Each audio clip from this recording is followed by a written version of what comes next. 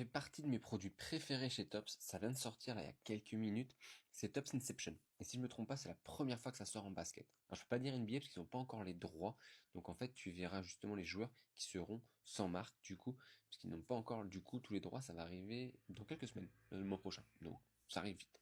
En tout cas, ce produit, je l'adore parce que notamment il existait en foot depuis 3 ans et je le trouvais trop beau. Rien que la box, elle est magnifique. C'est à 130 €, donc ça va, c'est honnête, mais il n'y a que 7 cartes dedans.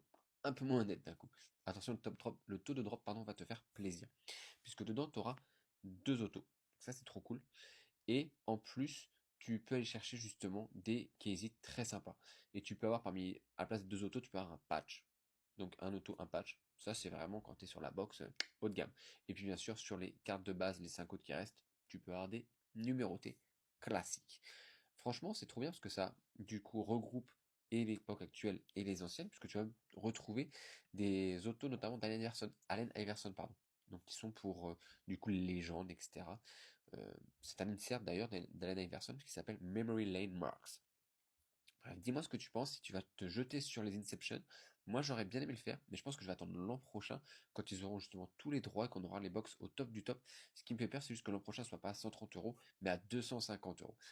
J'hésite encore. Dis-moi ce que tu penses. Toi, est-ce que tu penses que le prix va se stabiliser pour l'an prochain ou que comme ils auront tous les droits, bah, ce sera beaucoup plus cher? J'attends ton retour en commentaire.